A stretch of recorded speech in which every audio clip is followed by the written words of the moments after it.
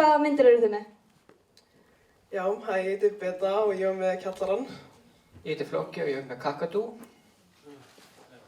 Og við erum ekki með sem var með Piff, eða er hann ekki? Nei, ok, allt í góðu. Hvernig, ég ætla að byrja að spyrja þig, hvernig var að gera myndina? Var það stressandi? Já, það var ótrúlega skemmtilegt og ótrúlega lærdómsríkt. Þetta var önnur stuttmyndin sem ég hef gert. Ég kalla hana yfirleitt fyrstu af því alvöru fyrsta stuttmyndi mín fíla ég ekki að tala mikið um. En já, handritið var skrifað á svona hálftíma og myndin tekin upp bara á einum degi á páskadag og ég er super þakklátt fyrir allt krúið og leikarana sem voru til í að taka frá þennan dag fyrir mig og myndina. Þannig já, það var bara ótrúlega skemmtilegt, sko. Já, en hjá þér var? Bara mjög létt og einfalt. Skotið einum degi og klipptu þeim. Ég nú skrifaði ekki línurnar, þannig að það var press af mér. Já. Já, með Kjallarann, þú veist, þeir voru að tala um ofbeldi eða ekki? Var eitthvað erfitt að, þú veist, taka það upp og var hún með alvöru glóðarauga, þú veist, stelpan? Já, hún Salka. Það var tilviljun að hún gekk á hurð bara stuttu fyrir tökur og var með þetta glóðarauga. Og fyrst var hún eitthvað hrædd um að þetta myndi, þú veist, koma í veg fyrir myndina, bara svona, já, ég skal bara, þú veist, covera þetta eitthvað og ég bara, heyrðu, nei, þetta virkar. Þannig það var svona fyndin tilviljun að við skulum hafa fengið það. En það var ekki upprunalega planið að gefa henni glóðarauga. Upprunalega, nei. En mér langar að spyrja þig, þú veist, hvaða tungumál er það að tala? Er þetta bara bull eða? Þetta er ekki tungumál, þetta er bull. Samið af Hugo Ball á 3. áratugnum. Hann var dadaískur listamaður og ljóðskáld. Þau voru að flytja alls konar búta úr ljóðum eftir hann og þar með talið Caravene, sem er hans frægasta, sem hann flutti upprunalega á klúbbnum Cabaret Voltaire í Zúrich. Jáhá.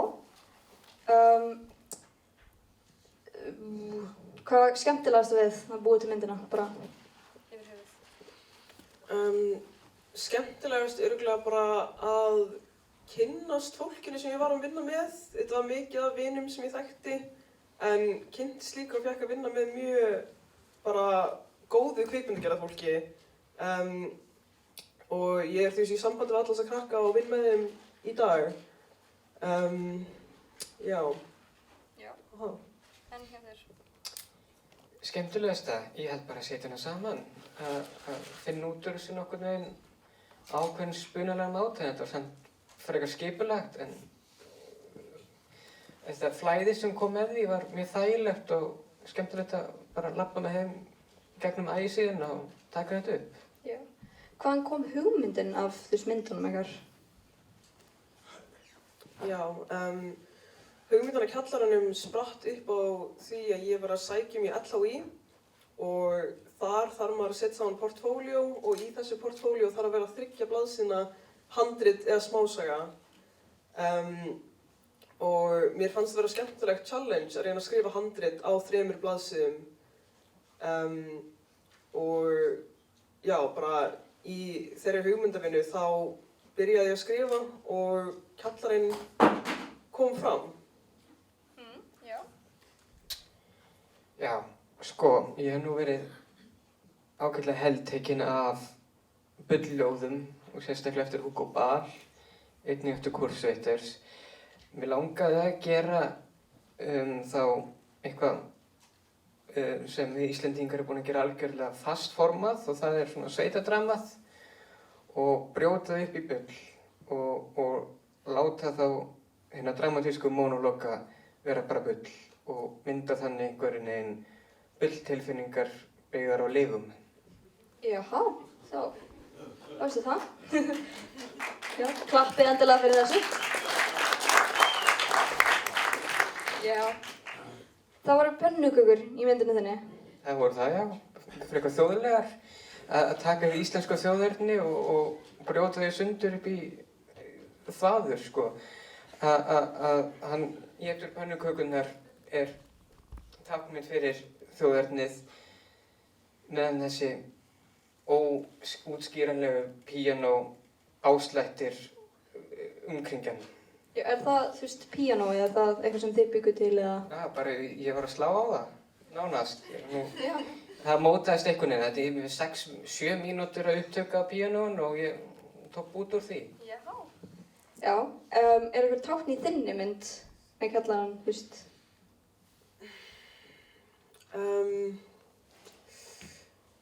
Já og nei. Ég hef alveg heyrt mjög marga lesa í þessa mynd á ólíkan hátt. En ég held ekki, kannski eitthvað ómeðvitað, eitthvað svona úr undirmeðvitunni, en mér finnst mjög áhugavert að spila með húsnæði sem er á 2 hæðum og mér finnst kjallarinn vera svona eitthvað, ég elska kjallara, það er svona, þú veist, eitthvað svona falið, eitthvað svona sem við sýnum ekki öllum, þú veist. Þegar gestur koma heim til þín, þú ferð ekki með hann niður í kjallara. Þannig þar er eitthvað, já, kjallarar eru mjög merkingafullir fyrir mig og skemmtilegir og dularfullir, já. Já, það er bara það. Þetta er eitthvað fleiri svona skemmtilega spurningar. Er það að plana að gera eitthvað fleiri myndir? Eitthvað Já, það er nú planað fyrir því en ekkert mjög ákveðið ennþá.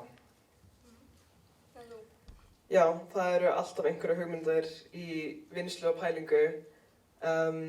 Ég held að næsta mynd sem ég geri utan skóla, ég er núna í LHÍ í kvikmyndalistadeildinni þar og er þar að gera myndir eiginlega í hverju viku. En eitthvað svona persónulegt verkefni þá er ég mjög hrifin af heimildamyndum og er að stefna á að gera heimildamynd sveitahúsið sem ég var alin upp í með fjölskyldunni minni og hvernig fjölskyldan og húsið hafa breyst í gegnum tíðina. Já. Ég er spennt að sjá það þegar það kemur út.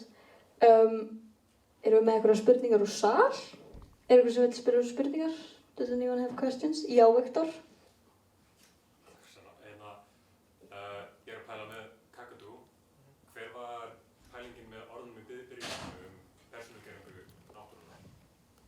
Hún er oft verðlaunuð, persónugervingin, realismin, þessi fögnun á íslensku þjóðernistáknum er oft verðlaunað, þannig ég vildi bara gera það að bulli og svona gagnrýna þessa þjóðernishyggju sem umleikir svona okkar listir mikið núna. Já, einhverjar... Já, Þór? Já, ég finnst áhugavert að þú sést að stúdera dataísland. Það er 100 ára síðan. Jú, það er að vekja líf í það dauða hold, sko. Já, akkurat, það er mjög gott við það. Það er æðislegt tímabil og frábær listamenn sem öðrum titlar í þetta fyrirgum. Þú ert að taka ljóðin, þeir byrjuðu líka að gera experimentar kvikmyndir. Jú. Stúderar það, þetta var eitthvað sem var svona hafði áhrif á þig í gerð þessara mynda?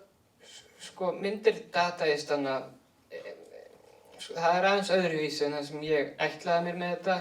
Þannig að það er fullkomlega sköpuð tákn, sko. Og eins og upptökurnar af Cabaret Voltaire, það er sviðsetning og ég vildi það ekki. Og sumt er teiknað líka, sem eru bara form sem hreyfast og umbreytast. Og ég vildi ekki hafa stjórn á raunveruleikunum, ég vildi klífa hann í sundur, frekar. Yes, einhverjar fleiri spurningar? Viktor? Hérna í kjallaranum, hver var pælingin með í rauninni svona litaþemundar og ljósaþemundar? Já, dálítið svona klassískt. Mér langaði að sýna bara kontrastinn á milli Línu og skuggamannsins, hún er í hvítu, hann er í svörtu. Já, lýsingin, við notum mikið af bara náttúrulegri lýsingu. Já, ég vildi að hann Elvar Jens væri að svara þessari spurningu betur, að hann var mikið í þessu. Ég var svo reynslulítil þegar ég leikstýrði þessari mynd að, já, ég fékk flest svona tæknilegu hjálpana frá honum Elvari, sko. En já, pælingin var að hafa þetta dálítið svona dökkt og grátt. Já, þegar maður langaði dálítið að spegla svona tilfinningar, ástand og aðstæður hennar Línu, persónu Sölku Gunnars. Já. Já. Einhverjum fleiri spurningar? Já, Anna? Æ, Salka Björns, afsakið. Já, Salka Björns. Ok, einhverjum fleiri spurningar? Já, Kat. Er þetta sama peysan og Lína var í myndinni? Já. Ég elska föt og á mjög mikið af þeim og á til að nota þau dálítið mikið í myndunum mínum. Já. Já. Já, einhverjum fleiri spurningar? Ég er alveg blenk á spurningum. Hvað? Já, ok. Ég veit ekkert hvað þetta þýðir allir. Kannski wrap it up. Wrap it up? Já, wrap it up, einmitt. Kannski, já, þá erum við bara búin og næsti pakki er að fara sýnast. Já, takk hérlega fyrir.